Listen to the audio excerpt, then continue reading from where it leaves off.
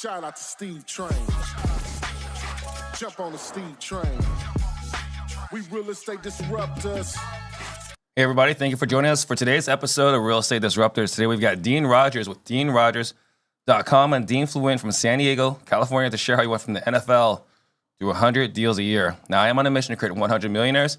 The information on the show alone is enough to help you become a millionaire in the next 5 to 7 years. If you'll take consistent action, you will become one. We know you want to be a successful investor. At times you might feel frustrated or anxious because you're either not buying enough or you're not buying deep enough. I know how deflating it is to walk out of the house without a contract.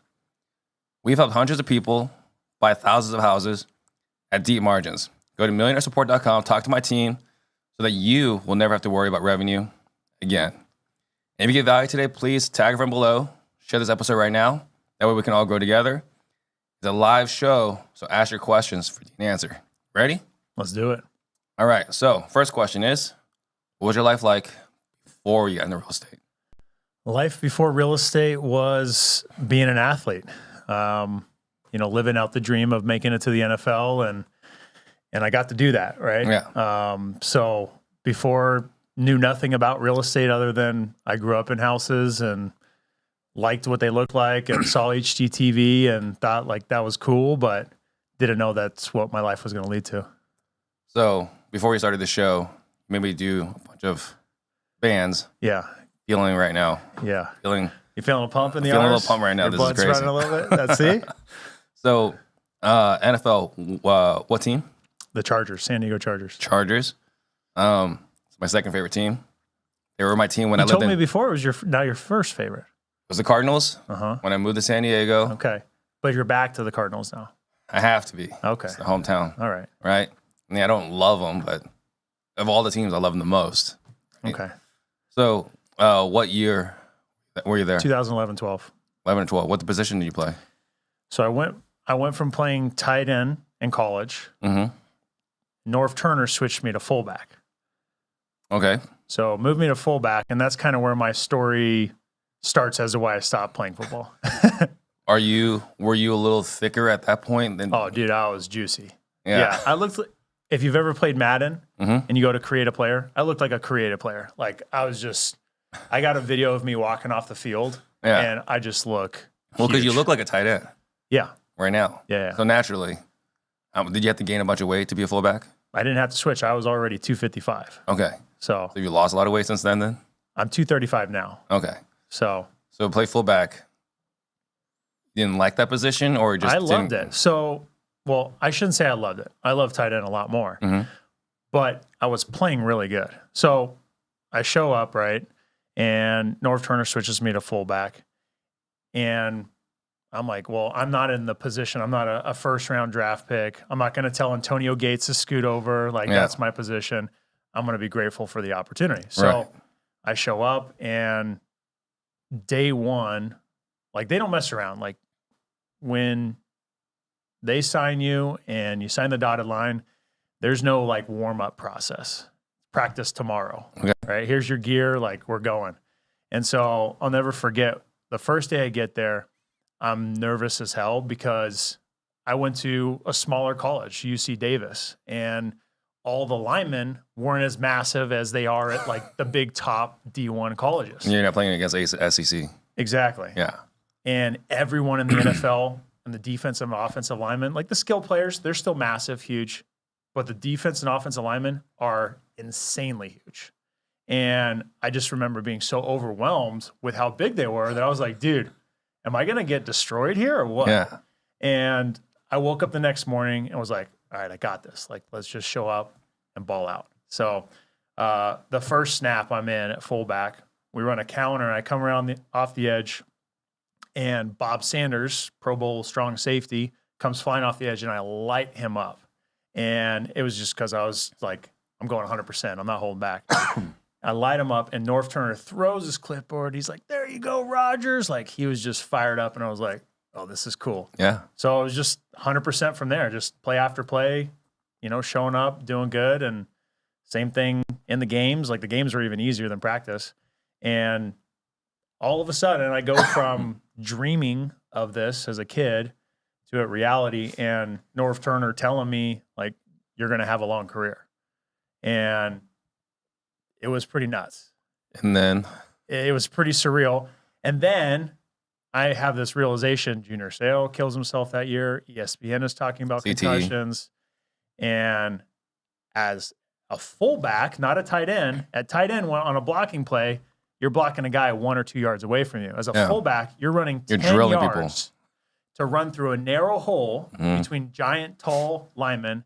And the best way to be effective is to run as fast as you head first through that. So I started to feel it. Like after practices, I'd have to start icing my head. And really, for real. wow. And that to me scared the living hell out of me, to the point where I was like, on one hand, I have my dream in a short life. And the other hand, I have some other life I haven't figured out yet, but a longer life. So you opted out. So I opted out. Whatever that pill is in the Matrix, the red or blue one, or whichever one keeps you alive, I took that one. Gotcha. That's a major decision. A huge decision. I was going to bring up Antonio in case you already brought him up. What was it like playing with Antonio and Philip? So here's the coolest thing that is relatable to everyone else who's an entrepreneur, right? People look at you, they see you online, you're Steve Trang. Like you got a lot of really cool stuff going on. You look at other people online, Grant Cardone, Pace Morby. I mean, I could name a bunch of people. Right. Like, dude, look how cool this person is. Like you almost get a little bit of celebrity factor. When you sit across the table from them, you're like, oh, they're just like me, another dude, right? They may have accomplished more. They might be making hundreds of millions of dollars, right? Some of these players.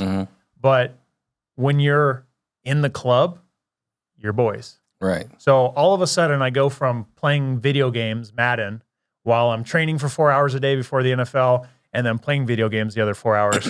I'm now sitting next to Phillip Rivers and Antonio Gates, and we're just homies. Yeah. Like we're sharing stories in the locker room, you know? I was thinking particularly along the lines of like tirades, right? Because we always laugh when you see Phillip Rivers just chewing someone out. People love to ask about Phillip Rivers, yeah. Because I don't think he says freaking. I think he says something else. He doesn't even say frick? I don't think he even says frick. I don't even know what he says. Maybe he says freak. I can't remember. Yeah. But it's just, it's fascinating to see him just completely lose his mind on a linebacker, on a dirty play, whatever. Yeah. And still stay within the confines of his rules. Right. I've heard he's one of the worst trash talkers, like one of the biggest trash talkers in the NFL. Did you see he was that? always running his mouth. Yeah. And he was, so in practice and games, in the locker room, like I was telling you before, in the ice bath, like he was always just running a game. And whether it was like, see who can hold their breath the longest in the ice bath, or I was like, I couldn't believe when I saw this. In the locker room, everyone is so competitive. You've seen Hard Knocks. Right? Everybody is so hyper. They have to be to get there. You have to be to get there. They're so hyper competitive that one random day in the locker room, Phillip Rivers and Antonio Gates see some other guys playing a game where they would toss the water bottle across the locker, see who could get it in the laundry basket. And it was $1,000 to throw. Well, Phillip Gates and Antonio Gates and Phillip Rivers, they're like, well, no, we're going to play bigger money. So they're like throwing $10,000 a bottle. They get up to like $300,000, double or nothing. They move the laundry basket. Phillip Rivers drains one from the back. He was double or nothing, makes it, and runs off. Or else he was paying up Antonio $300,000. Like, and here I am as a rookie thinking, dude, that's a lot of money. That's a lot of money. Pretty crazy, but yeah. So there's something you said there that I think is really interesting that I think everyone needs to really understand. Practice was harder than the game. It was, yeah. Elaborate on that for me. So in practice, right, you're always, because it's so hyper competitive, you don't just lollygag, especially as a rookie. Like you got what you put on film is what the coaches see. That's the biggest thing, is what you put on film. It's not necessarily the side conversations or how good you were at the playbook. What you put on film is what they see. So you had to perform every time. No matter if it was a drill, just a random drill, or actual, like we're doing 11-on-11 practice drills. And so because of that, and because you're doing that many repetitions, it was intense, physically, mentally, everything. And there's trash talking going on there too, right? And I remember pancaking Larry English, who's in the league for over a decade, in practice, and Donald Driver, the starting linebacker, middle linebacker at the time, talking trash in the locker. Hey, Larry, Dean was saying he pancaked your ass and was telling everybody about it. I'm like, I didn't say anything. Hey, whatever happened on the play happened, but I just did what I did. And so like, there's always this competitive edge to it. Well, I bring this up because one thing I talk about in our sales training is the importance of practice. Yeah. Right. And what we always say is that NFL players don't get paid for the 60 minutes. They get paid for practice. They get paid for sleeping well. They get paid for eating well. So true. And not going crazy in the off season and gaining a bunch of weight. Yeah. Right. So that's what you get paid for. And then the byproduct is the income. 100%. Yeah. So I'm glad to hear from someone that's been in the NFL to say the same thing, because it's been really theory until you. When you get in the game, right, and you've put in the repetitions, you know how to run the play. As long as you just didn't mess up the play, you usually get the result. Right. And you're like, oh, well, that practice led to getting that result, and you might have just executed on it a couple times in the actual game, and it's a lot easier, right? Right. So you opted out of the NFL. Yeah. Concerns about concussions, which makes total sense. Yeah. What did you do right after that? So right after that, I had a good friend from college, Ryan Troy, who hit me up. He knew I was done playing. He said, hey, what are you up to? I got an amazing opportunity that I think I could walk you in the door, software company in the Bay Area. And it sounded like the perfect thing that I would want to do when I knew football would be done. And so he basically walked me in the door, got me an interview, got the job. And I didn't look back, right? When I was done with football, I could have gone down the journey. Do I go to another team? To try to be tight end, right? Do I do something else? I knew that when my eyes were opened about the concussions, like I couldn't do it anymore. Even though I'm sure you've seen Ballers on HBO, even though the lifestyle can provide amazing opportunity. I mean, people treat you like a celebrity everywhere you go. It's pretty nuts. But to transition out of there, I said, I'm not looking back. I'm just moving forward. My buddy walked me in the door, got me the job. And to me, I almost laughed how easy it was, because I was spending all hours of the day training, and like you had to be so physically and mentally prepared, because you're performing on stage in front of 80,000 fans, and they're all looking at you to catch that ball or to make that block or to do whatever it is, right? Or they're ready to judge your next mistake. Or they're ready to rip you to pieces, right?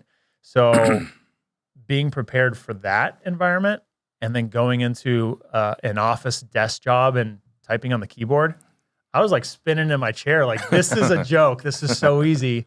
And I had all this energy, so I just put it into it. And I busted my butt and told myself, okay, I went from the 7-figure contract to the $65,000 salary. It's okay though, because I'm gonna prove that I'm worth more, and I'm gonna get a big pay increase after the first year. I mean, what were you doing? I was working for a software company. You were a programmer? Not a programmer. So to make a long story short, it was like a consulting position, but it was like a startup within a startup. Okay. We had this secret project we were working on. All right. So 65,000. 65,000. You're gonna make 100 something for sure. I'm gonna finally hit 6 figures, and I'm gonna get into that game of providing well enough to make it to the next level, climb the ladder, all that stuff. Right. Congratulations, Dean. You busted your butt. You're going to get an increase to $67,000. And that's where the light, like, I was so pissed off.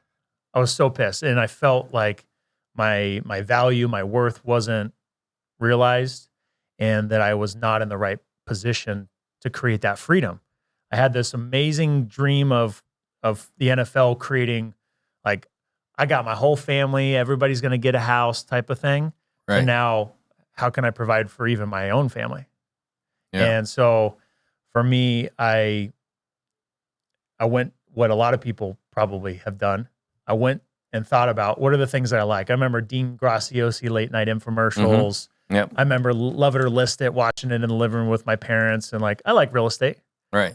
But I went to Google and I typed how to get started in real estate, and I found Sean Terry's Flip to Freedom podcast. The first thing that showed up. Godfather for all of us. The Godfather. And he was one of maybe 2 or 3 people talking about real estate investing, how to get started with little to no money. Right. And for me, going again, from the 7-figure contract to the $65,000 salary in the San Francisco Bay Area, things got tight pretty quick. I can only imagine. So I said, well, this is like the perfect thing. And I remember listening to that podcast and just the energy that Sean Terry had and all this stuff. I was like, this is my guy. Yeah. This guy gave me energy, right? Just his morals and ethics. And, he was a God believer, and like he was helping people that were janitors or pest control people and changing their lives. So I'm like, dude, I can just apply my energy and my effort. This is going to work. And I followed what he did. Now, this is a free podcast, just with audio. I had no YouTube, no visual like this. It was just audio. And I remember obsessively listening to it and followed what Sean was saying, so much so that I did the marketing strategies he was talking about in Phoenix, Arizona. And my first deal was on a strategy he was talking about, he was doing, getting, placing offers on HUDhomestore.com. We could place offer on foreclosure properties. And I got a property under contract. I had to, within 48 hours, send in a $1,000 deposit and sign contracts. And then I had 30 days to close. I tried to find buyers, couldn't find a buyer. I got smart, thankfully, and I went to Sean Terry's website and filled out the information like I was a seller. I remember those. So then his acquisition person called me, told him what was up. I had it under contract, trying to wholesale it. He's like, dude, Sean can help you. Got on the phone with Sean Terry while he was driving his car. He's like, yeah, man, I'll totally take care of you. I'm like, sweet. He got it sold within a couple days, made 12 grand. We split it. I made 6 grand. Nice. And that was within 3 months of the first day of me doing that Google search. All from information from the podcast. All from the podcast, nothing else. So that must have opened your eyes. Big time. So what did you realize? Like I could do it over and over and over again, and it was possible. And I think that's the biggest moment for most people, is first taking the actions to do their first deal and realizing there's more opportunity, but then closing that first deal, it's a pivotal moment that you just have that breakthrough. Gives you that belief. Gives you that belief. How about your second deal? How did you continue that momentum? So I did a couple more deals doing the exact same strategy with Sean Terry, co-wholesaling it in Phoenix, Arizona. And then as I'm living in San Francisco, working the corporate job, I took some of that money I made and put it into direct mail marketing, what Sean Terry was also teaching, in the market I grew up in Central California. I was living in San Francisco. The houses were big, expensive. They scared me. I didn't understand why they were so expensive, but I started looking at my own market in my own backyard where I grew up. And then where exactly is that? That's in Central California. So some of the bigger cities, Fresno, Visalia, Bakersfield, those areas. And those are price points I understood. $200,000-$300,000 houses. Right. And the neighborhoods look all pretty much the same or similar. Tract homes built in the 50s and the 60s and the 70s and so on. So I was like, this I can do. So started direct mail marketing in between lunch breaks, after work, on the way to work. I was taking calls, calling back voicemails. When was this approximately? This is in 2014 and 15. 2014. After you closed your first bunch of deals and you started doing direct mail, how much longer did you stay at your job? For years. And that's one of the biggest things that I like to preach to people is a lot of people think they have to burn the boats.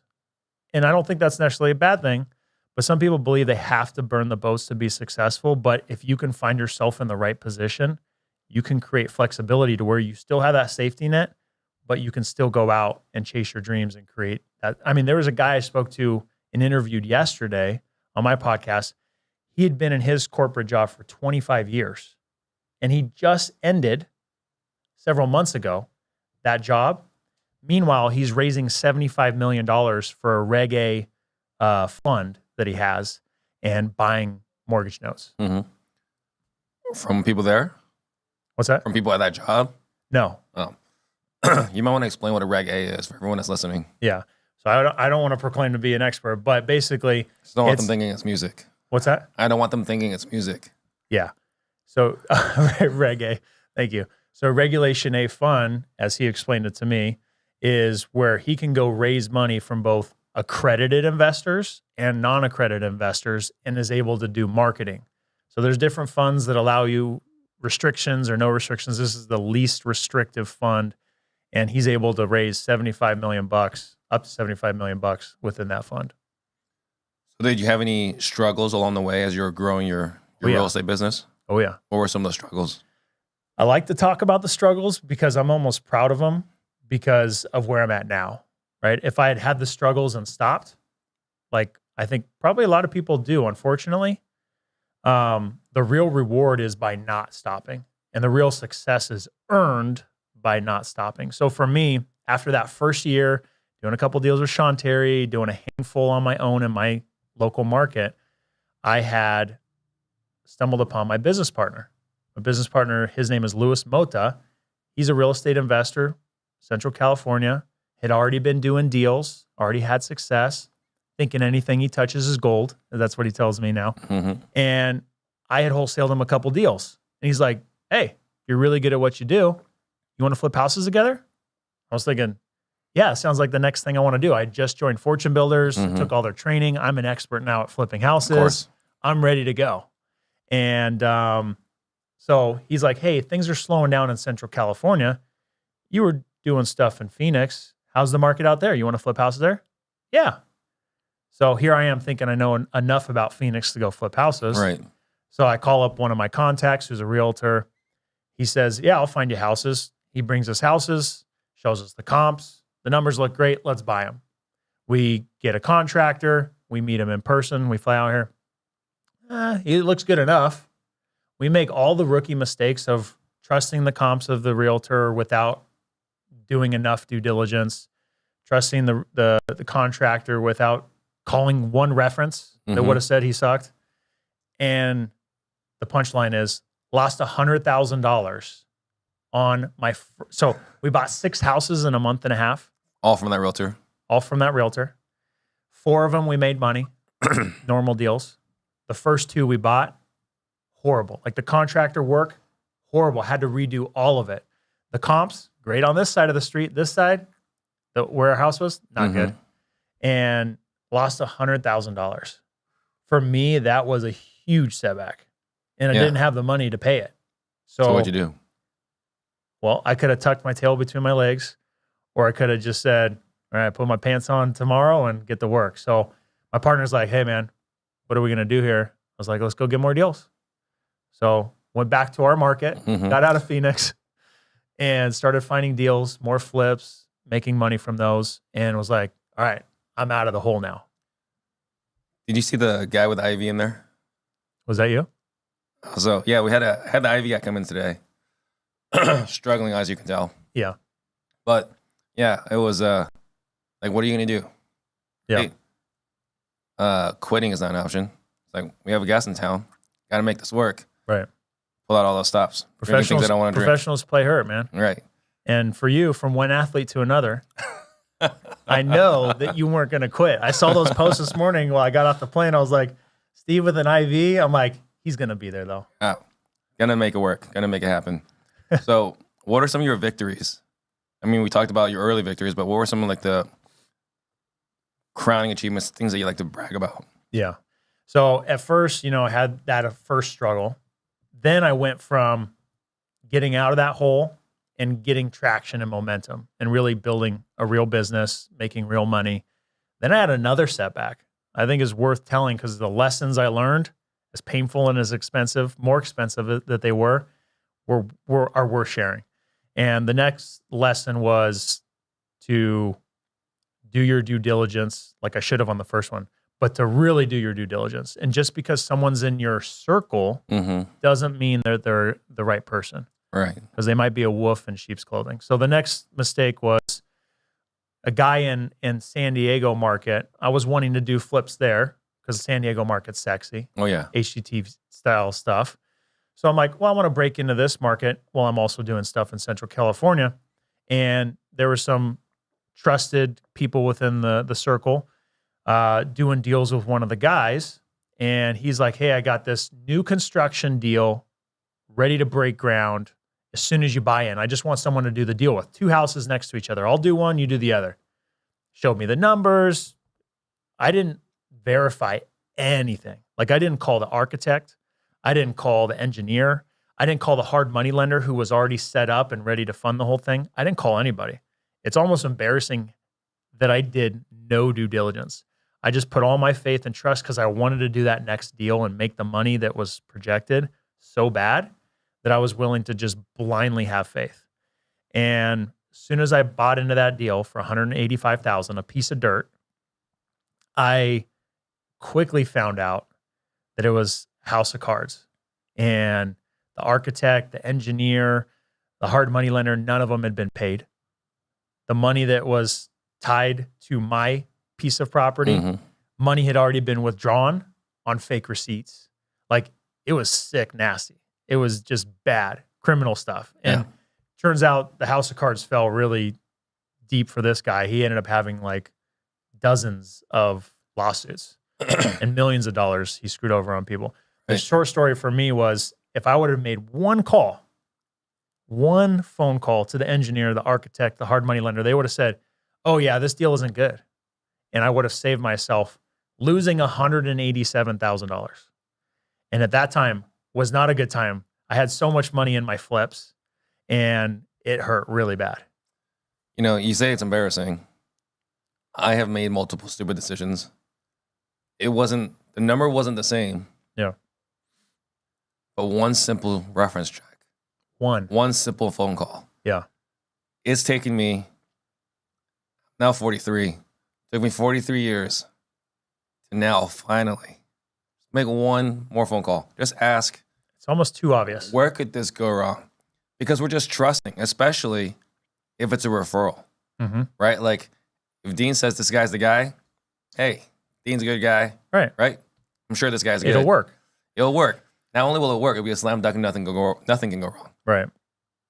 Took me a really long time, right? So I made some massive blunders in the last few years that, although the numbers don't match up the same, I feel every bit as stupid for making those mistakes. Yeah. So I totally get that. Painful mistake, but it's something I had to learn, I guess. Yeah. So we talk about NFL to 100 deals a year. Yeah. So how many years did it take from you to go working from NFL to working that startup to when you were able to do 100 deals a year? Yeah. So first year, I probably did 8 deals. Second year, probably did 20 or so. Then we started scaling right after I made the big mistake. Then we did about 40. Then we scaled it to about 50. Then we got it to about 70. And then we got it past 100, right? So I was probably 5 years in to finally hitting 100. And at that point, we were just flipping. We were only flipping houses. You were flipping 100 a year. Yes. That's no small feat. No. A lot easier to wholesale 100 houses a year. A lot easier. And I think what, as part of my career, my journey, when we scaled it to flipping 100, I felt broke all the time. Yeah. Because the next, I'd be flipping 20 houses at a time. And as one deal closed, more money would go out for the next couple flips, right? So it was just this conveyor belt of cash and always feeling broke. And then all it took was 2018 in the fall, interest rates had jumped up 1 month and the market kind of took a pause back. Slow down a little bit. And I remember having 20 plus properties in inventory and scaring the crap out of me. And I told my partner, I'm like, we're really good at finding deals. These flips are too small margin to be doing this. Let's focus on the deals that are easy that we can get in and out of. We'll flip those, but all the other ones, let's wholesale. Right. So we pivoted to anything that penciled. That's around the same time, 2018, started buying rentals. The light bulb went off at the same time of cash always feeling poor. I need to create wealth too.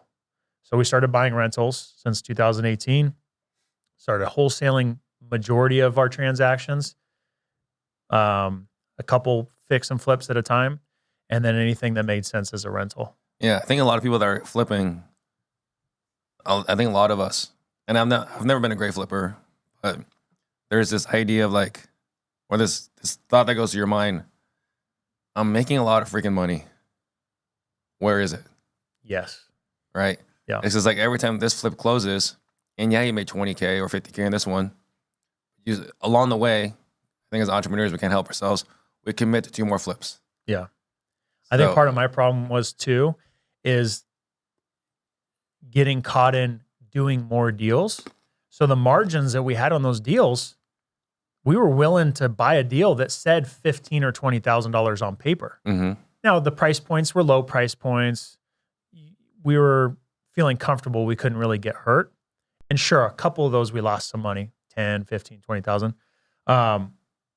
But when the reality is you have too many projects, you go over time, over budget, the 15 or 20 on paper turned into 12, 10, 8, right? Mm-hmm. And then you're like, okay, I might have done 20 deals, made a couple $100,000, but all my money is out in more projects. Right. It's always out on the streets. Yeah, always out on the streets. Now, if every one of those deals was making $50,000 or $100,000, it would have been a whole lot different story, right? But for that's when we shifted to more wholesaling, and we started making more money. Not only having more money in the bank, but actually making more money per deal. So this might seem like a really simple question, but what did you have to change to flipping a lot to wholesaling a lot? Yeah, nothing from the marketing standpoint. We were already doing that. We just had to shift our focus to we're in marketing and sales now. We're not in marketing, sales, and construction. And the easy flips we did, they were easy. It didn't take a lot of time, a lot of effort, a lot of thought. Mm-hmm. So we were able to get really focused on being good at our sales process and building our team, started hiring people. And that's when things really started to become a business rather than us just grinding, going through those flips. Did you start doing a lot more transactions that way? Yeah. Okay. So what other processes did you actually have to change? Did you do more marketing? So over the years, do more marketing. Yeah. Or create more relationships? What were some of those other transitions? Yeah. So for us, I think the biggest things that have happened over the past couple years is realizing that for us to get where we want, continue to get the results as a business owner, is I needed to be a business leader, right? That was a big shift, because to go from hustle mode and being the one grinding it out to now having to lead people is a whole different skill set. So I had to look myself in the mirror and understand I need to learn the skills around leading and providing training, like Steve Trang training. Mm-hmm. We bought your sales training, right? Yeah. Because we needed support, and we've done additional training and continue to reinvest so that we can dial in our sales process and see how that transforms our business. As a result of doing that, we've definitely gotten things dialed in, understand what works, right? I'm now coaching and training other students in real estate and how to be successful, do their first deal or scale their business. So, that's been the biggest thing over the past couple of years. And as a result, we have a real business down. We have a real process, and it's repeatable, it's predictable, and a lot more enjoyable too. Was there any resource that you liked in particular for leadership training? Not in particular. I'd say I kind of pick stuff from a lot of different people, and I'd say most of it has come from my network. So I think that's going back to what are some of the biggest things in the past couple of years. When the scamdemic happened, right, and we had to stay at home and you could only be on your phone, I really relied heavily on more outreach. What's funny is around that same time in February of 2020, I had started a meetup with the idea that I wanted to connect and meet more people. And February 2020 had that first meetup. We had about 100 people at our first meetup. It was awesome. Amazing. Great turnout, lots of energy. March 2020, next month, ready to go, meetup, March 13th or something like that. About ready to get on my flight, and it's canceled. Everything in the world shuts down. So I'm thinking to myself, how in the world am I going to connect with people? I just had this idea that I needed to connect with more people and try to add value to more people, because that would bring more relationships and everything like that. How am I going to do it now? So I went to social media. And when I went to social media, I was intentional about okay, I want to help people. I want to show them what I'm doing and how I'm being successful. So I would share value. And then it was, I want to share results. Okay. People like to see results. Cool. And then it was like, well, I can help you with a deal, right? I can help you do your first deal or maximize a deal you're not sure what to do with, right? And that turned into what we call our Friends with Benefits program. So that's where we'll actually... Interesting name. So it all kind of stems from, I would share the results of doing a deal with somebody. And I would say, I love doing deals with friends. Like, who doesn't like to make money with friends? And I was like, well, it's kind of like Friends with Benefits, right? So started that. That grew to last year. We did $1 million in revenue just from the Friends with Benefits program. Oh. And that was just through the power of reaching out and giving value to others and having that abundance mindset of like, if I'm going to do everything I can, even if you just have a qualified lead, I'll help. My team will work on it, work with the seller. We'll negotiate the deal, get it under contract at a good price. We'll dispo it, sell it top dollar. Like, we'll help you do the whole deal and we'll split it with you 50-50. A lot of people were thinking, wow, that's too good to be true. Are you sure? This is almost like, excuse me, when you first connected with Sean Terry. Exactly. So it's come full circle for me to where now at the point where I'm coaching and helping people and I have the Friends with Benefits program, I've realized over the past 2 years of starting on social media with, the meetup that I started and the idea of, I just want to give value to others and share what we're doing and how we're having success. It's evolved into this just law of attraction to where we're actually doing more business, more relationships, right? I joined the mastermind that you're in too. Right. Family which mastermind. is why I'm here. Right. Because I joined that mastermind. And I joined that mastermind because a good friend, Tony Javier, who's been on here, connected me with Matt Andrews, the guy who runs the mastermind, and said, hey, I think you guys should connect. So the past couple years, the relationships that I've built has evolved into a better business and way more opportunities. So before we jump deeper into this, we're talking about leadership. Yeah. Did you find your experience in sports helped you in the leadership component? 100%. So I think in sports, what you'll find is there's good coaches and there's bad coaches, right? And you can spot it pretty quick and you can feel what that's like. It's not just something you see or you hear, like you can feel whether they're a good coach or not. And a lot of that is about their passion, how they're showing up and what they're doing or not doing. So I think by seeing that and then seeing how a locker room reacts to the way the coach is acting and talking, and can rally the players together is a lot of what I try to bring, right? I try to bring that energy of like, let's go freaking do this, right? Do you want a coach before the game who's going to fire you up and get you motivated, or one that's like, all right, guys, just give it your best? That's probably me. That's you. I'm the one that's going to make sure you practice really hard, that you can't screw up on the field. Yeah. And then you get out there and show them what you got. Yeah. I would not be the one to fire you up. I'll probably bring in someone else to the firing up. I'll bring you in to fire them. There we go. But I'm going to be the one that's super anal and detailed. Super focused. On training. Yeah. Right? We're talking to the coaches. He's lifting the way he's supposed to be lifting. What's really cool is I actually have a friend, Oliver Ross, who was a starting left tackle for the Cardinals and for the Patriots. He had to protect Tom for a bit, right? Yeah. And he said it was just two totally different coaching styles. Belichick, he just didn't care what you did, right? As long as you knew your role, as long as you knew who you're going against, knew what their best move was, how to counter that, their second best move, how to counter that, right? As long as you're prepared for your next game, you really didn't care about much else.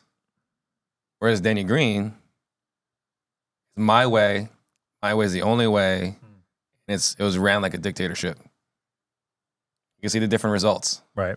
Cardinals versus Patriots. Yeah.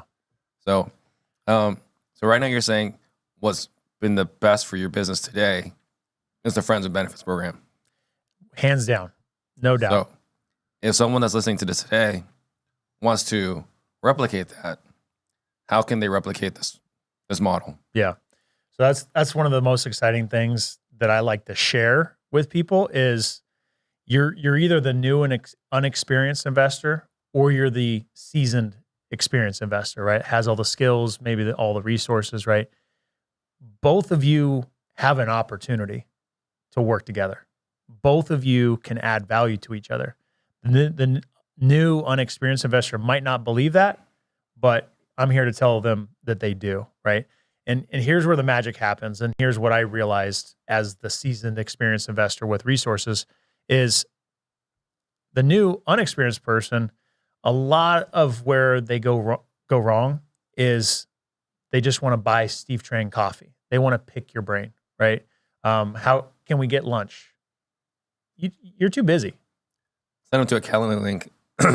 Yeah. Or where they buy it. Yeah. You're too busy. You don't have time for that, right? And it's not to say that their time's not worth it, but like you got to focus your time and prioritize. I can't afford to do it. You can't afford to do it, right? Where there is a lot of value that new unexperienced investor can bring is by bringing a deal.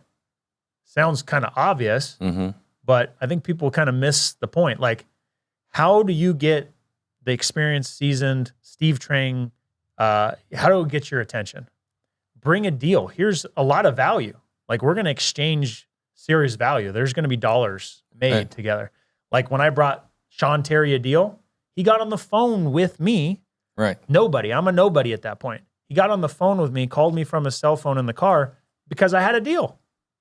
And he turned it into a deal when I couldn't. Right.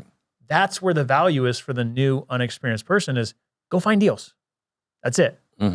Don't spend your time, building business cards and figuring out your LLC name. Go find a deal. I had nothing established at that point other than took action. And I brought a deal, Sean, and there we go. We started a relationship. We did more deals as a result. Right. Same is true as the seasoned, experienced person with resources. The best way to grow your business is to go add value to other people. You have a lot of value to give, so go do it without expecting something. And so that could be on social media, it could be at meetups, it could be a lot of different areas. And I wouldn't recommend going and getting coffee with people because that's a time suck. But if you can add value to others just through text or social media or meetups, people are going to be attracted to that because they see that you're a giver. And there's going to be that exchange that happens. And that's what happened in our business. And it grew like crazy. Oh,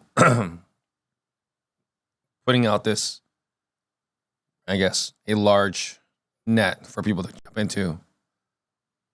Probably the question then is, how do you create this net that's attracting people? How do you get people to join?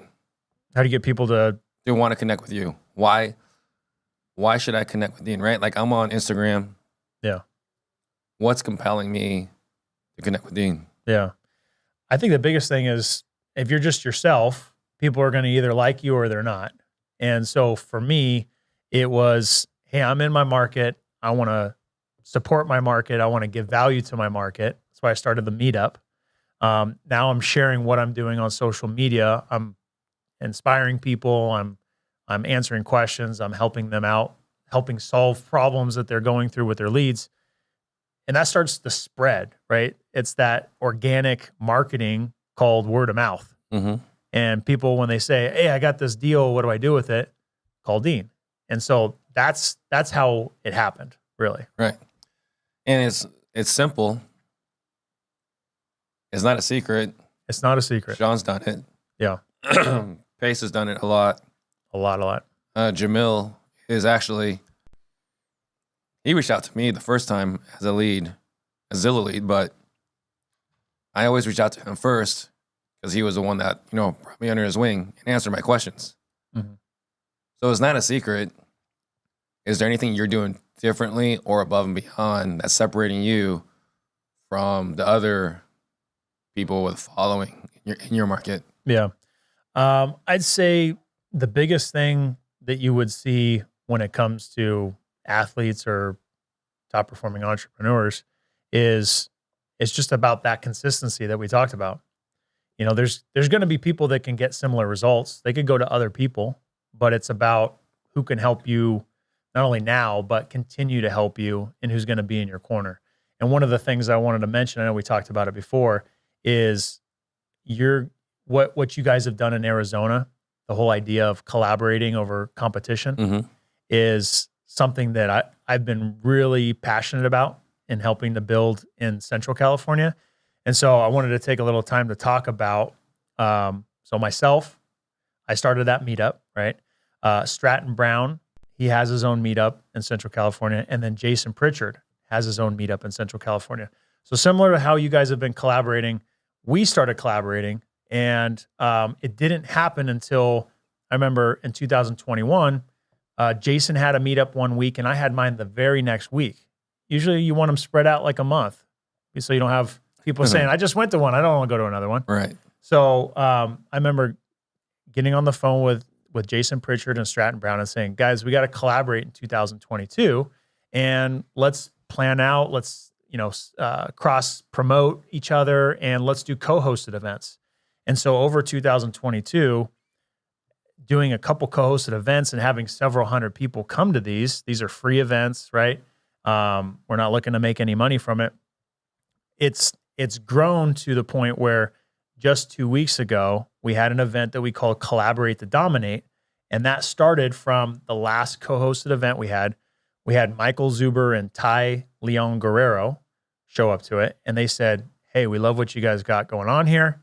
Let's do an event together. So we all 5 got together, and Ty has relationships with Pace and Jamil. So he sent them a text. They're like, dude, we love Fresno. We love collaboration. Let's do it. So we got them on board to come to the event. And then I sent a text message to Henry Washington, co-host on Bigger Pockets. Amazing story of how he got started. And he's like, I'm in. So we, within a week, sold out 600 plus tickets to this event. All the money is going, we charged so people would actually show up because there's only so many people that could be there. And all the money went to a local charity, right? We didn't want to make any money from it. And it was all about, the theme was collaborate to dominate. And every single one of us on stage has made millions of dollars with the concept of collaborating and doing deals with other people, right? You guys in Arizona talk about squatting up all the time. And so we're trying to preach that message and have, as a result, created a similar community in Central California we're super proud about. And what it's developed to now is Jason Pritchard, Stratton Brown, and myself, we're going to work together to kind of do a roadshow like Pace and Jamil did and go speak at other meetups. So one of the shout outs I wanted to say is like, hey, if you got a meetup you want us to speak at, we want to come talk about collaboration because it's powerful. And you guys, very powerful. You guys laid the tarmac down for us. You guys laid the road work for what that looks like. And so we're trying to create something similar. And I think that's awesome. I saw what Pace and Jamil done with it. I think it's fabulous. Yeah, if you guys can just continue spreading that message. Yeah. I think that's incredible. So you talk about Stratton. Yeah. Stratton and I are collaborating on something else. Nice. So it's a secret. You guys have to stay tuned. I love that.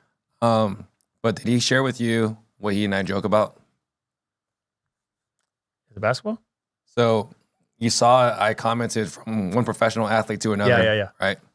So he tried out. He was on a practice squad or tried out for an NFL team. Mm-hmm. Did you know that? Yeah. Yeah, he told me. So we make that joke that he's basically an NFL player. And I tried out for the ASU basketball team. Did you? I did. It was not good. But they had walk-ons. You just never know, right? Yeah. Well, it was a disaster. Anyway, so I joked to him, like, I'm basically an athlete. Yeah. Right? So I was just asking if you guys have talked about that because he and I kind of laugh at each other. That's why I said, like, from one athlete to another. Yeah. It's an inside joke we've had going on for Well, I got a years. new inside joke about basketball and being an athlete is, we got to bring it up at some point. Now, what better time than now? Sure. When I interviewed Carlos Reyes, he said he was a baller. He was good at basketball. Mm-hmm. And there was, a game that took place. There was a game that took place. Carlos Reyes and the Mexicans against Steve Trang and the Asians. Mm-hmm. And he said, some things went down. We're a little competitive. Yeah. How'd that go? Well, we lost the first game. That's what he said. we were up at halftime. And then what do you want to call it? The ringer brought it from Mexico. The guy played professional ball in Mexico. Okay. And he got hot in the second half. Okay. So we lost by a little bit when the clock was out. I don't take losing well. So they're like chilling, laughing. I walk up to Carlos like, let's run it back. Well, this guy stayed hot, so we lost. Way worse the second game. Yeah. But I think the things that he remembers is I got a little angry. He said it got physical out there.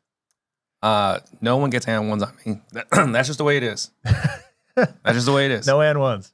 There are no and ones, right? I'm going to foul you. I'm going to get my money's worth. Wow. Right? So return an effort. Okay. Right? Xavier Major is a good friend of mine. We play basketball every Monday, Wednesday, Friday. Last Christmas Eve, right? 24th. He tried to dunk on me on a fast break. Right? It's a one-on-one. He got up. That's probably one of the best jumps I ever got. Right? You got up too?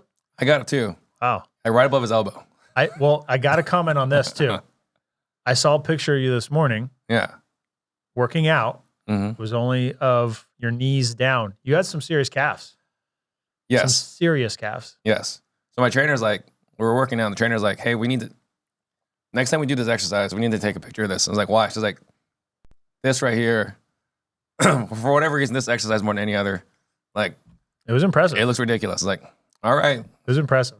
So the secret here, right, is have a big stomach, right? Carry more weight. If you can just carry more weight in your stomach than your legs, Yeah. that's It works out. the secret. Yeah. Yeah. So you put in here, Steve Trang versus Carlos. I'm waiting on Carlos. I'm waiting on Carlos for a one-on-one. You ready for a rematch? I am ready.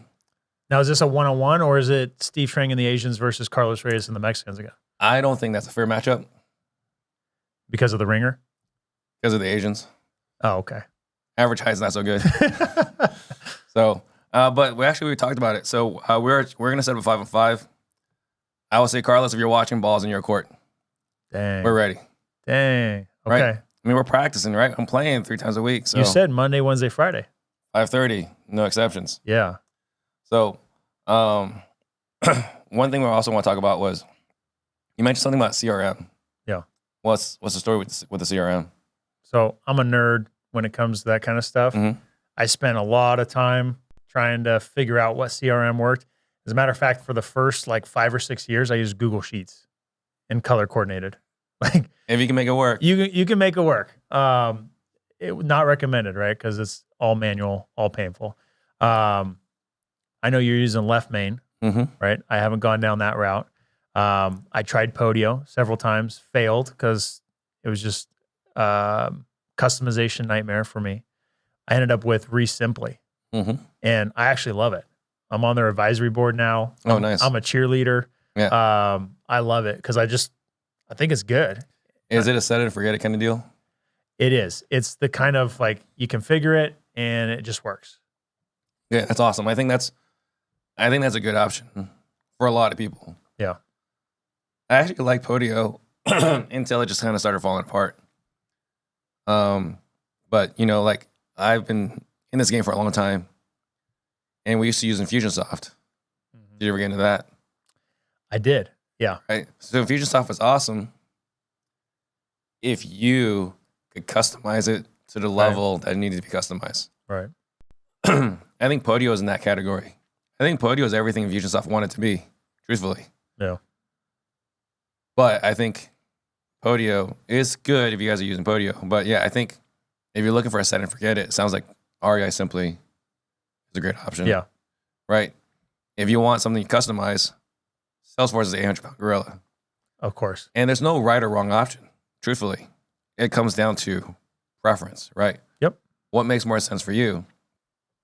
If you're in a position where you like to have a standard platform that's consistent Mm-hmm. for a lot of users, is REI Simply? Simply. Simply. Yeah. Simply is the way to go. Yeah. I think that's a fantastic option. If you're someone that can't stop tinkering like myself. Yeah. And that's how I am too. I got in Podio, I was like, I'm going to change this, I'm going to change this, I'm going to change this. And I couldn't go to bed at night. You can't stop tinkering. Couldn't go to bed. Yeah, there are lots of nights. I remember one time with Infusionsoft, I was customizing something. I was setting up the texting automation. I was like, let's test this real quick. And I did. And I sent 215 text messages at 2 o'clock in the morning. Right? Because that's how late you're staying up if you're tinkering. Right. I got a lot of angry text messages. Oh, I'm sure. But I think I got 1 or 2 deals out of it too. So it was worth it. Nice. Right? I had people, I guess they were clubbing or working late. I don't know. They text back, sorry, I haven't got back to you. Like, who texts back at 2 o'clock in the morning? Sorry, I haven't got back to you. But that was awesome. So right now, are you more focused on wholesaling or flipping? So right now, the majority of our transactions we'll do another 100 this year, is wholesaling. We'll kind of cherry pick the fix and flips, ones that are easy, simple, because of the fact, not that we're not capable, we just know if we do too many big projects, over time, over budget, and I just don't want any part of that anymore. Right. I just don't. And with that said, we are doing like an $80,000 renovation job right now on a project. The walls caving in, was a total hoarder's house. But even if we spent $100,000 on it, my partner and I were talking about it, we can't get hurt on it because we have that big of a spread, right? There's $80,000 to $100,000 we can make on the deal, so we're not going to get hurt. But we definitely cherry pick, and then anything that pencils as a rental, we'll do that. And then the other part of the business that I'm most passionate about is the community aspect, right? The meetups that we're doing, the road show that Stratton Brown, Jason Pritchard, and I are going to do, and the coaching that I'm doing. Because to take people that are like maybe not fully believing in themselves, I mean, you're on the path to create 100 millionaires, right? Mm-hmm. Why are you passionate about that? I think it's part of one of those things, growing up poor, like coming into this country as a refugee, right? Immigrant, living in a mobile home park. Wow. Right? You see like what can happen Yeah. when you have money. Yeah. Right? So You have options. and I think that for me, this can lead to cancellation. So for me, having had everything taken from us due to communism in China, Yeah. and having happened again in Vietnam, I want to spread the gospel of entrepreneurism. Mm-hmm. Can't become a millionaire, generally speaking, with a 9 to 5. So you need a side hustle, you need to run a business, whatever. Yeah. So for me, I'm looking to, if we can create millionaires, we can change people's lives, and we can keep this capitalism train going, because I feel like this capitalism train is kind of Staring a little bit, right? is going maybe a little the wrong way. Yeah. Yeah. So that same passion you have, for me to go from the NFL and basically walk away from that dream and have to start all over from scratch. And it was the mere fact that I believed in myself, took action. Being able to help someone have that moment for themselves and guide them through it is pretty remarkable. Like, that's super fulfilling. And because I organically started doing that through the Friends with Benefits program, I wanted to take it to the next level. And good friends like Stratton Brown pushed me to do the coaching. Now I have my coaching program to where I'm helping people do their first deals, to scale their business to doing more deals. And it's just super rewarding, right? Oh, it's incredibly rewarding. Yeah. So let's take a quick commercial break, and then we'll go into the audience's questions. Cool. Our 2-day Sales Disruptors event on December 8th and 9th is going to teach nervous house buyers our exact sales process to overcome all their objections, as well as establish yourself as the authority throughout the entire appointment. And for the first time ever, we're going to share how we apply our disruptive sales process to the disposition side of the business, which is more important now than ever before. Sign up right now at disruptors.com/salesdisruptors so that you can finish the year strong and dominate 2023.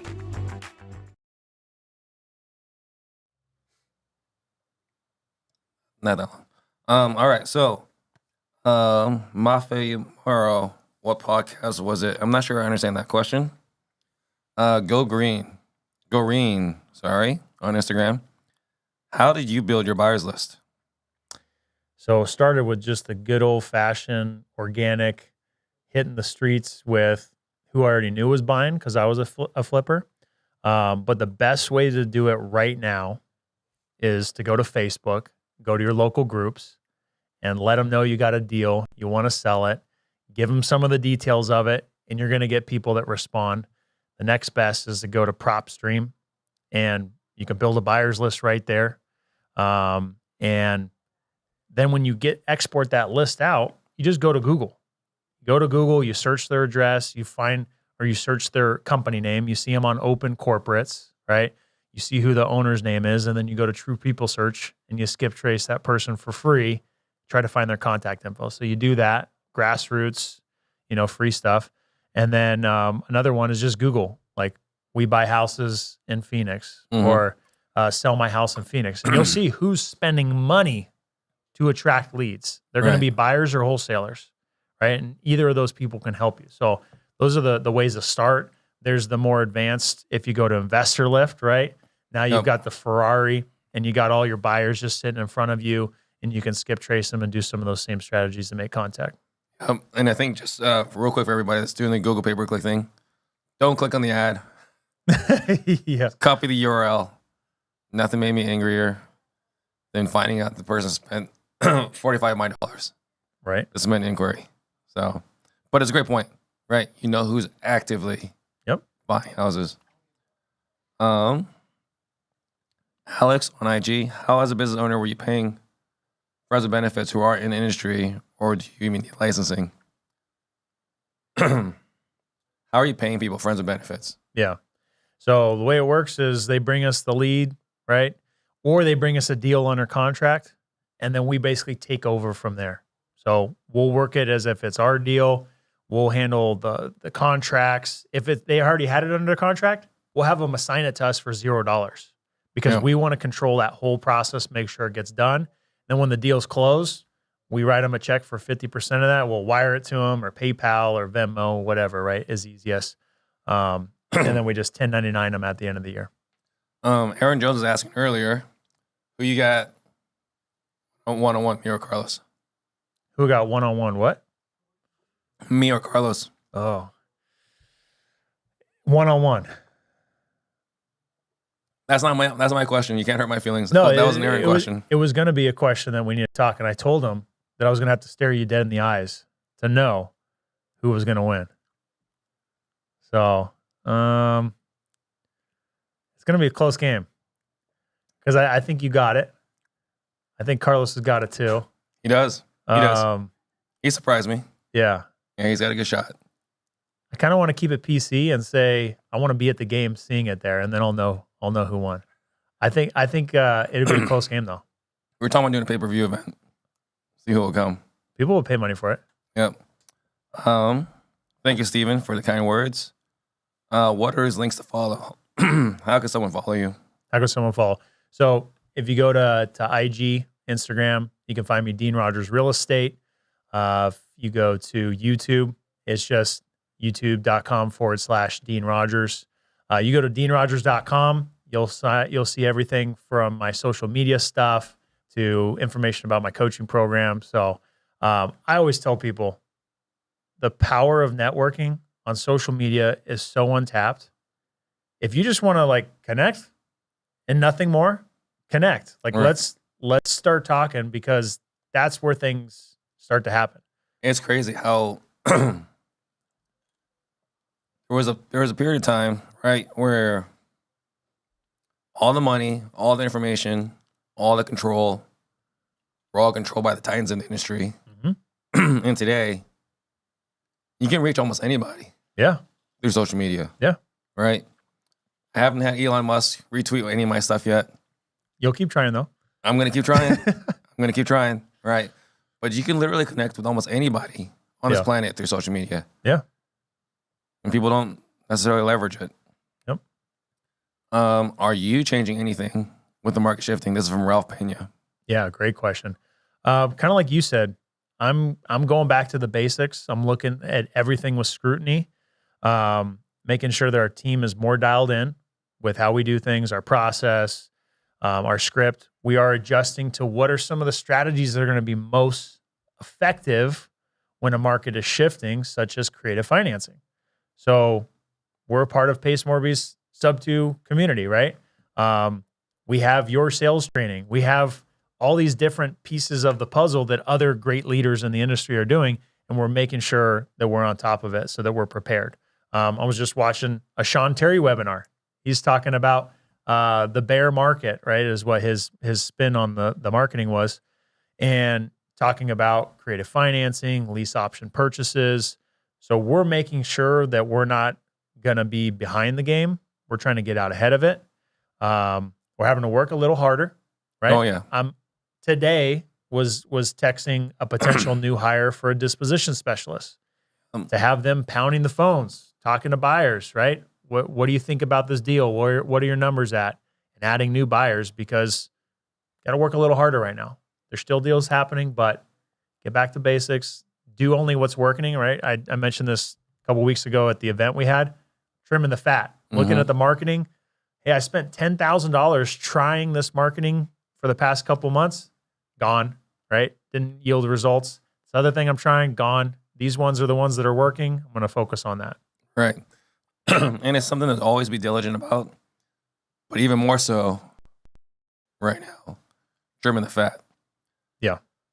I was asking how I feel today. I actually feel fine, but my voice is just shot. On Facebook, Elizabeth, I want to collaborate to get my first deal. I want to start my first meetup in Chicago. Any tips for finding the first deal and starting your first local meetup? Those are two different questions. Those are really good questions. The tip I would say for finding your first deal is to look at all your different hustle strategies. You got driving for dollars. You can go on Facebook Marketplace, right? You can cold call. You can go get free lists from the county, start calling those. Like, there's a lot of different strategies, but I'd get pretty focused on one of them. Driving for dollars is one of the best ones, I think, if you're just getting started. It depends on where your budget is. That's maybe a better question to ask back to the question, Right. is, do you have any budget for marketing? Most people, the answer is no, I don't have money for marketing. So you want to focus on those free strategies, and you got to put a lot of effort in. And you got to realize that you're in the position where you might have to expend a lot more energy than you thought you had to just to get that one deal. And I think most people come up short because they put in all this effort and they thought it was enough. So they say, well, then it just doesn't work. Right. They move on to the next strategy, or they buy a coaching program, or they just give up and don't do anything going forward. But you got to put a lot of effort in to get that first deal. I love that you bring that up. So, because we hear people like, I can't get a deal. I can't get a deal. It's like, well, what are you doing? It's like, well, I'm making like 10 calls a day. How many deals are you expecting to get? 10 calls a day, right? So going specifically into your driving for dollars suggestion, how many houses do they have to drive by, drop a mailer, cold call, whatever, to maybe get a first deal? Yeah. So Jamil made a good post the other day talking about, you need to be talking to 30 people a day. You need to be talking to 30 people. And you need to be making like 5 offers a day. That's a lot of effort. If you reverse engineer that, what's the effort you need to think about the different strategies, or one strategy you're going to implement, and then the effort that goes in behind that? So for me, there's a couple different things you could do with driving for dollars. I don't think you should go book on your calendar hours to go drive, like many hours, because a lot of people get burnt out doing that. I'd say just go drive for dollars on your route to where you're going. The little secret is, your destination's here, go drive through the neighborhood that's before your destination, and then the same on the way back, and do that everywhere you go. And you're going to find houses in different places on a regular basis, and just have that notepad on your dashboard. And might that take more time, but it's probably going to be more effective than you just trying to book off hours and go do it yourself. The other little hack I would say is to get the conversations up is you need to be calling realtors and wholesalers on the deals that they have that they're posting on Facebook, and realtors for deals like remodeled properties or fixer-uppers on the MLS. Just calling them and asking them, letting them know what you're looking to do. you can start having a lot of conversations on a daily basis if you just do that. So I think people fall short because, like you said, they made 10 calls within the day and maybe less, and they're wondering where the results are. And then the next one was the meetup. Yeah. So don't do it on your own. Like if you don't have a presence, you don't have a business yet, don't do it on your own. Maybe go find somebody who is reputable and already has a business in the market. Maybe squat up with them to start it to help bring that attraction. Because if you just go do it on yourself and you don't have any like traction yet in the market, people might be less interested. So that I think is the best way to do it. And yeah, go from there on, post it on Facebook and all that. I think on top of that too, when I started my meetup, I use meetup.com. That works surprisingly well. Yeah. So I think meetup.com. And then for me, even though it was my meetup, I invited other influencers. There you go. So I had Jamil headline my first one. There you go. Right. It's nice to have Jamil in your back pocket. Yeah. Yeah. Right. So this is 2018. Right. So having Jamil headline my first one. My last one was March of 2020. Was Chris Jefferson, right? He does PTD with us. That was the last one I did. But having other people headline it is another way you can grow your meetup. Yep. How big is your team? This is from Anna Solomon. Yeah, so we got 8 people now. We got me, my business partner. We got 2 acquisition managers. We got an office manager. We got a marketing manager, and we have a leads manager. And then we have another that we're going to be hiring for dispositions. So that's going to be the 8th person. Office manager. Don't typically hear that in a wholesaling operation. Yep. You hear that in realtor office or other, Yeah. you know, I won't say more established industries, but more common industries. So this person Talk to me wears about the office manager. this person wears a lot of hats, right? So this person needs to have a great energy, need to be enthusiastic, and they also need to be able to juggle a lot of things. So our office manager is our transaction coordinator. She works with escrow, does all of that, right? And then she deals with, any contractors that we're dealing with. She deals with our property manager, anything related to our rentals, paying all of our bills, and then helping with everything else, right? Helping with the events that we put on and everything else. So she's definitely the glue that helps keep us together. And I think her positive energy is half of what makes her do so well. Strand says, let's go, Dino. Collaborate to dominate. So with Strand, what I was talking about, can you guys comment, put in the comments here, would you guys be interested if my team, our sales training, trained Strand's cold callers? Ooh. Right?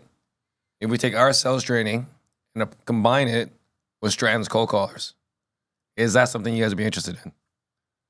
Put in the comments, let us know. Sounds like a no-brainer. Sounds like it, but we'll find out. But collaborate to dominate. Yes, sir. And then how do you get your numbers right for your cash buyers when you start? This is from Sunbonds. Yeah, that's a great question. So I think right now, the real life adjustment is, first and foremost, we already understand what numbers buyers are willing to buy at, not only because of the number of transactions we've done, but because we flip too. So when we look at the deal, we truly understand, what is this house worth? Because we've put our money on the line time and time again. Right. So here's the real comp. Second is, we know what it costs to fix and remodel the property. So that's the next part. So what price do we need to buy it at? Or what price would an investor need to buy it at for it to be a deal? So we start there. Now, what are we adjusting to now with how the market's adjusting? We're backing about 10% off of our ARV just to be conservative, because it's a moving target right now. There's some people that are still very optimistic and are selling their properties and are confident and they're willing to buy. And then there's the other half of the buyers that are just like, I'm going to wait. I'm going to sit on the sidelines unless it's a killer deal. So we're trying to capture a little bit of both and make sure that we've got a healthy deal that someone's confident to buy, and it's not going to make it hard for us, right? We'd rather do good deals rather than get a bunch of deals under contract and pretend like we're doing a lot and really not doing deals at the end of the day. That's great point. A lot of people are focused on contracts instead of closings. Stratton also wants to know, how much do you bench? How much do you bench? Well, I'd almost rather say how much did I used to bench, right? I think my shoulders took a beating in football, so not quite the same. But I did get my bench up to 400 back in the day. So I used 400. I used to throw some weight around. There were some strong dudes I used to lift with that encouraged me. I mean, dudes in the NFL, you'd be lifting with strong safeties who are repping out close grip bench 335. Really?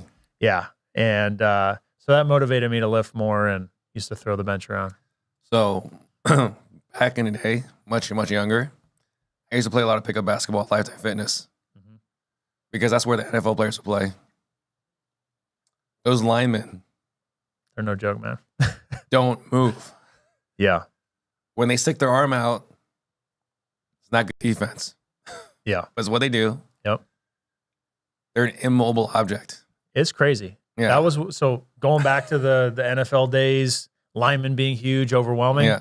I remember distinctively the first game, pregame, one of the starting left tackle, he was like, "Hey, Dean, let me warm up on you." So I was like, "All right, I've done this before." So I stand there and he goes and punch my chest. He almost put a hole through my chest, dude. Their punches are like no other. Right. So strong. Like I had to gear up for the second one that he was coming with because it was just that powerful. Yeah, they're immobile objects. Mena also wants to know, do you do Brazilian Jiu-Jitsu? I don't, no. I haven't done any wrestling, jiu-jitsu, anything like that. I do have my 6-year-old son who's been in Brazilian jiu-jitsu a couple times, but I haven't done it myself.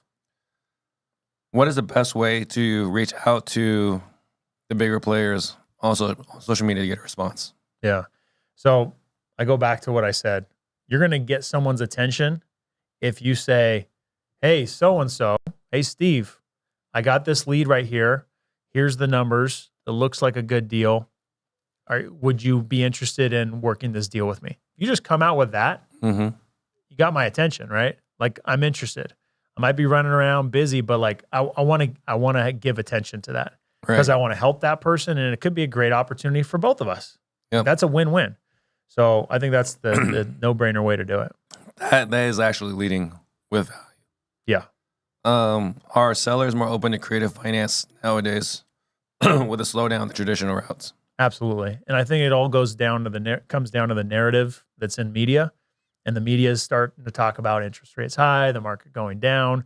So if you then come to the conversation with the seller of the same narrative and say, "Hey, well, here's my cash offer," and they're maybe not interested, I might have another option for you that could be a good fit. I might actually be able to pay you a little bit more. Now their ears might perk up. Right. And now you have a conversation that leads to different options for them. Follow-up question. Any tips for a newbie about to jump all into real estate full-time? I guess the question would be, what are they doing now? But I think there's no better time than now to get skilled up. Is it going to be as easy as the past 2 years? No, because you could just find any deal and almost sell it instantly. Right. But as Warren Buffett said, as people are greedy, you should be fearful. As people are fearful, you should be greedy. Right now, people are starting to let fear creep in a little bit more. And so because of that, now's the time to dig deeper and to get your skills up, right, and to put more effort into seeking opportunity, because the opportunities will get better and better. Yep. And it's felt, I hear this complaint, like there's too many wholesalers, that market's saturated, it's too competitive. I wish it wasn't so competitive and saturated. Well, guess what? It's not competitive or saturated anymore. Right. Might be harder. Yep. But what you asked for. Yeah. How was the biggest skill, or what was the biggest skill or mindset that served you in transitioning to real estate from football? Yeah. Without question, it was the discipline that I got. Making it to the NFL, I can tell you right now, I wasn't the biggest. I wasn't the fastest. I wasn't the smartest. Wasn't the most athletic. It was the fact that I continued to put on film and in the game, get results, continued to stay healthy. Like you said earlier, I continued to get good sleep. In college, maybe the blessing I had was that I was still dating my high school sweetheart, who I ended up marrying, right? But I didn't go out and party. I wasn't out getting drunk, doing anything like that. Like, I took football serious. I took school serious, and I had opportunities as a result. That led me to the NFL. So I think it's just about being disciplined and consistently putting in the work. The other thing I like to say is I don't have a perfect day by any means. I don't wake up as early as you do to go play basketball. I don't have the miracle morning routine or anything like that. In fact, a busy schedule, like my full day calendared out, gives me anxiety. I don't like that. I like the freedom to be available for opportunities. And I like the freedom of being able to just go work out during the middle of the day at lunch, right? So I think that it's just the fact of being consistent and disciplined is what will yield results, and not giving up. Just not giving up, because I've been kicked in the teeth. I've been punched in the gut. Yeah, we talked about those deals. Kicked in the nuts. Like, I've been hurt bad. And that's emotional pain, physical pain, financial pain, right? And it's just being able to push through that and not give up is the ultimate win. How do you bounce back from all that, right? It's that mindset, the discipline. Because you have staff and overhead, is there a minimum deal requirement amount for you to actually do the deal? Yeah. Short answer is no. We don't want to step over money, but in our deal analyzer, we have in there defaulted 20,000. We want our minimum deal to be 20,000. Are we willing to make 5,000? If that's what's on the table, I'm going to make it. I'm not going to say, no, $5,000, I don't want you. But in our deal analyzer, we put 20,000 and we do our best to make an offer below that so that we have room for negotiation or room for a better deal. And what do you look for in any of your potential hires? Someone that just is determined. I think there's too many people who might check a box or do something like that. But like, are you going to show up? Are you going to really put in the effort? Like, I have several people on my team right now that just go the extra mile. They go the extra mile, and they're going to continue to make more money as a result and make the company better because of the effort they put in. How do you determine that? How do you determine that in an interview or in the recruiting process? Yeah. So one of the tips I got from Tiffany and Josh High is that one of the questions that they like to ask, that I haven't put the test yet, but I know that it will work because I haven't hired anybody since learning this tip from them, but is to ask what are their role models and what are the or people that they look up to, and what are the characteristics of those people, right? If they say that they're hardworking, they're loyal, they're dedicated, right? They hustle, different things like that. That's pretty encouraging, right? If it's just that, they have a ton of money, right? They party a lot and have a good time. I don't know. Maybe that's not the right fit. They love to travel. Yeah, exactly. Thanks. Yeah. What marketing channels is your marketing manager handling? Yeah. So we have direct mail. Okay. So that's where they probably spend the most amount of time, is figuring out what's working, what's not, because there's lots of different lists that we're mailing to. They'll work with the cold calling team to send them the list that we're cold calling. And then we get some of our data from outside providers, outside of PropStream and some others that are directly from the city. So we'll work through that, right? And then most of the other marketing, set it and forget it. We have our PPC, we have TV ads that we do. So that's the main stuff that they work on, is the data.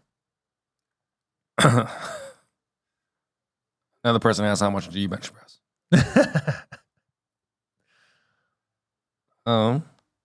What do you advise a newbie to, that's starting brand new, to do it by themselves first or join a team? So this advice came, I can't remember if it was Pacer Jamil at the event that we just had. And it was, you're probably going to make more money and learn more as a newbie. And if you've got the stuff, right, to go join an established company and be with them for however many years, because they've already got things up and running. They already have the opportunities. So by joining that organization, you can make money now and learn the skills that you need to do it on your own. So my advice would not to do it on your own at first, and not to squat up with someone else new. Because I think too many people, not that squatting up is bad, right? We've been promoting squat up the whole time. But I think a lot of people, a new person will go to another new person, and almost get married in like a business relationship and figure out, oh, that person doesn't even want to work hard, or they quit already, right? And now they got this uncomfortable thing where maybe they're tied up in a business entity together. Like they got married before they even dated. Squat up, but don't partner up. Yeah. And me and my partner, we developed our partnership organically. We did flips for 1.5 years before we decided, you know what, maybe we should get an entity together since we're doing this. I think this question has already been answered, but have you or any big players willing to do deals with people through social media? 100%. Yeah, social media is the easiest way to just get in contact with somebody and start doing deals. So as Xavier, that's what I was talking about earlier. What's your current team structure, and how do you continuously build and scale up your team? Yeah, so the team structure we talked about, but the build up and skill as a leader, it's not a one-time deal of training, right? You know this better than anybody. You have to practice, and it has to be constant practice. And what happens to people in game time situations is they default back to what they practice. And if you haven't practiced it enough or consistently enough, you're going to default to bad habits. So when I listen to calls sometimes and am reminded we need more training, it's because I hear some bad habits on the phone of saying certain things that just shouldn't be said, or certain tonalities or whatever it is. So yeah, it's just about continuous practice. Are you constantly investing into your team, like products or events or something like that? I'd say at the beginning I wasn't, but I've realized that this year, especially, that it's something that we got to do, right? And the best way to do it is through somebody else. It's almost the whole parent situation, whereas you as a parent go to tell your kids not to do something, this is better for you. They might not listen so well, but you have a teacher or you have some mentor or something, tell them to do something. Oh, that's a great idea. Like, well, no kidding. I've been telling you that, right? It's the same thing with your team. If you're the one that is the only one training them, in my opinion, not as effective. But you have someone come in as an authority and give training, they're a lot more attentive and take it more seriously. Definitely a lot more receptive. Yeah. What market are you focused on currently? Central California. How much have you invested in masterminds or courses till date? Not as much as I should, honestly. It's been about $50,000 probably so far. And anybody I've talked to that's at the same level or higher, I'd probably say more higher, that I admire and look up to, have spent a lot more. And I think that's a direct result of doing that. I'm thinking of the scene of Wolf of Wall Street.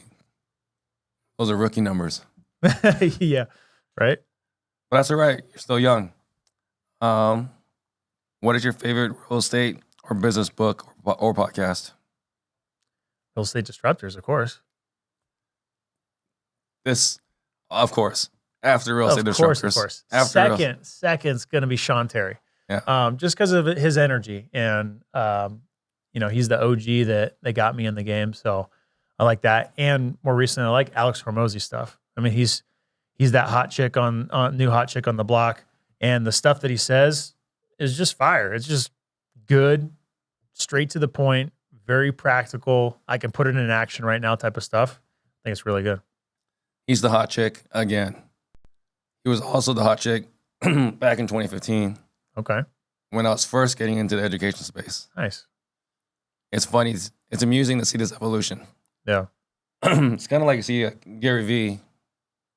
Remember a long time ago, 2005. My friends were like, "You see this crazy guy who's just screaming at the camera on YouTube about wine? Who is this guy?" So we watch him. It's like, this guy's insane. And now it's Gary Vee. Right. Always interesting to see this evolution. Besides financial freedom, what else do you love about real estate? I'd say the barrier to entry. Anybody can do it, which is what's so exciting about it. And the fact that there's no limits too. Like if you want to go buy, some skyscraper, like there's nobody that can tell you no. Now, Right. there might not be a seller ready to sell it right now, but there's nothing preventing you from buying a multifamily deal, buying a single family house, wholesaling a deal. Like there's zero barrier to entry. And we could get detailed and say, well, on some things you might need a license for this or something else. But in general, like real estate, there's almost limitless potential. If you want it badly enough, you can make it work. Yeah. What is your why? It's just about that financial freedom. That's really it. I don't have like some big story that led up to, a health scare or something like that, but it's been since day one. Like I've wanted to be the person in my family that has changed everything generationally. And yours seems pretty similar to that too, based on your story. And wanting to have impact. Like I want to have amazing freedom with my family and be able to be present in their life as much as possible. How do you feel that's going as far as for your family Yeah. being that model? I think that's the struggle as an entrepreneur. When you get real about it, I think there's moments where I'm very present and the ability, because of the business that I have, to be at the games, to be a coach, to go the middle of the day for a school activity or whatever is there. But then there's other times where you're in grind mode and you're not there. You might be physically there, but you're not mentally there. So that's a constant battle and struggle as an entrepreneur. And I think almost all of us would admit it. Mm-hmm. So that's something that my wife's good about reminding me about. Good. She does a great job at reminding me. She has to. It's important. She does have to. And something that is, I think, a consistent thing to work on. What's your biggest struggle today? Biggest struggle in business? In general. In general. Probably feeling like I've done enough. Like feeling, I wouldn't say fulfilled, because I do feel fulfilled, but feeling like enough's enough. And I think as entrepreneurs, we struggle with that. First is, I want to make 100,000. Boom, I did it. I don't feel any different. I want to make 200,000 or 250, right? Now I want to make 500,000. I want to make $1 million. It's like, well, where's the next, where do you feel like you've made it? You're going to keep moving that goalpost. Keep moving it. Yeah. I got $1 million in the bank right now. I still feel poor. Is that good or bad? I don't know. Well, it kind of ties into our solvable problem, which is something we talk about on our Friday episodes of Certainty Talks. we tend to have this moving the goalpost. I'll be happy when. Right. There's a somewhat mathematical way to figure out when that win is, and we can work on that together. Yeah. So happy to work with you on that later on. You've taken some major body blows in the business. Yeah, I have. How do you keep going? How do you stay motivated? That's a good question. I don't know if it can be taught. I don't know I'll be curious on what your opinion is when I'm done, but I think it's just that internal drive, just not being willing to quit, being relentless, and just knowing that it's you against you. And I think when people can realize that and be willing to compete against yourself and push through the adversity, and having done it, whether it's on a small scale or a large scale, and gaining that self-confidence is when you build that thick skin, that tough skin. So, yeah, man, I've been beat down. Yes, you have. the mistakes I've made, they were large, big mistakes at not good times. And I had to look at myself, and there were nights where my heart was pounding going to bed and my mind was racing, like, what's going to happen next? Is there another bad thing that's going to happen? And it was just believing in myself that I had to push through, and it was me against me. So I do believe it's a little bit innate, a little bit you're born with it. I think part of it's also your programming too. You know? Yeah, good point. I think for us, you talk about growing up Asian, failure was not an option. Mm. You were expected to get 100% in everything. So I think that you're programmed to keep. Would you say that was going. good for you? I'm happy with it. I would say it's not without its flaws. Yeah. Right? I have issues because of it. So growing up in sports and being good at them, I was then expected to always do good at them. Right. Right. And it's not like I was, whipped if I didn't have a good game. It wasn't anything weird like that. But it's like, what happened, Dean? Yeah, it was an expectation. So I always strive to be great. Right. Yeah. And then you talk about, the getting back. I actually took an assessment a week and a half ago. And the one that had the highest rating of all of it was bounce back ability. Wow. So it was 99%. I was like, man, that's good. Yeah. So cannot keep me down. Not that I can't fall down. Can't keep me down. What is your superpower? I thought about this before. I think at this point, the superpower is definitely being consistent and just, I keep showing up like athletes, athlete to athlete, professionals play hurt, right? Hey, when I'm sick, not feeling good, I still show up. I'm not taking a day off. Like I don't feel like it today. So I think that's part of the superpower. And I think the developing superpower is the ability to connect with people. And when I'm with the person, build a good relationship, like a legit relationship to where we're transferring energy and we're both feeling it. Like we're both liking it. And I think that's helped me over the past year, 2 years to really open up new doors and new opportunities and build these business relationships that are fun and make a big impact, Was it you that made that comment to Stratton? Which one? The one he quoted? The one where I was commenting, athlete to athlete? Yeah, I responded to that. No, was it you that was in his ear? No. He quoted somebody. No. I didn't tell him to post that. What was some other people say is your superpower? I'd say hard work. I'd say genuine, humble, good person. Like I only say that because I tested this out at an event I was at. They were like, text 3 friends and see what they say about you. That's what people think about you. So I sent the 3 texts and they were all like in that category, right? That's awesome. Right. And that's the exercise. That's the only way to find out. That's the only way to find out, yeah. How did you learn your greatest lesson? Did we already cover that one, or was there another lesson? I think we covered it, yeah. It's just so obvious sometimes. Just make the extra phone call.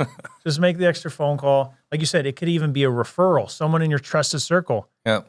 I had someone call me the other day, and I had this gut feeling that I needed to dig more. So I actually did it. I listened to my gut feeling, which sometimes I ignore it. Got to listen to it. And it was like, well, ask them if they've done this before, right? And then now you can find out if they have or they haven't, right? And you'll get your answers if you just ask questions and ask other people. Right. What book have you gifted more than any other? Rich Dad, Poor Dad. What was the effect you found from giving those books out?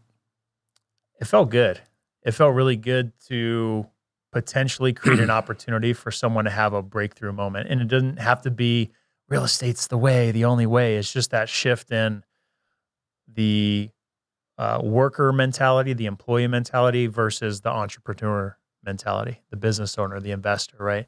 That's what I love about that book. It's just so simple and anyone can understand it. And that just can have the break the glass moment like, oh, now I get it. Yep. got a chance to meet Kiyosaki a couple weeks ago. Amazing. He's very different person. What's he like in person? He's at that age where no one's opinion matters anymore. No filter. No filter. And he's already made up his mind? He's already made up his mind there. You're not going to convince him of anything. So it's fascinating, right? That is, yeah. But obviously, right, impactful, changed a lot of lives. Yeah. I want you to think about something you want to leave all the listeners with while I make a couple of quick announcements. Guys, if you found this valuable today, please like, subscribe, share, comment. It helps us connect with more people. We do have our Sales Disruptors event next week. So if you're interested in checking that out, go to millionairesupport.com, talk to my team, and we have Part in the Disruption tomorrow. I hope my voice is back by tomorrow. Trash talking is a really important part of that show. I got to bring it. And then we got Bob the Chance coming on the show next time, so make sure you tune in next time. What are some last thoughts you want to leave everybody with? Yeah, so the two things I'd like to just let sink in for people is Tony Robbins had a powerful message, right?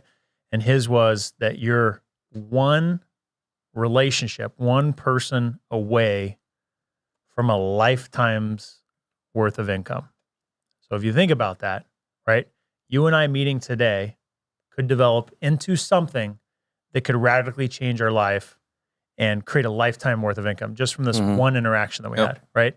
Or maybe someone that knew me, saw the show, now knows you as a result, or vice versa, has a connection with one of us, and now creates a lifetime worth of income for them or for me, and it just becomes this snowball effect. So by going and putting yourself out there and meeting people, being yourself, and coming with a good attitude and positive energy can open up a lifetime's worth of income. And I think that is insanely powerful. Yes, very powerful. So there's that. And then I had one other one that has left my mind. I can't think of the other one. But yeah, no, that's the biggest takeaway for sure. How can someone get a hold of you? So just go to deanrogers.com. All my socials on there, Instagram, YouTube, all that stuff. Connect. I'm telling people connect, because when you connect with people, new things develop, like I already said. And Dean's a friend with benefits. Friends with benefits. Yes. Cool. Thank you. Awesome, man. Thank you guys for watching. See you guys all later. Shout out to Steve Trang. Jump on the Steve Train. We real estate disruptors.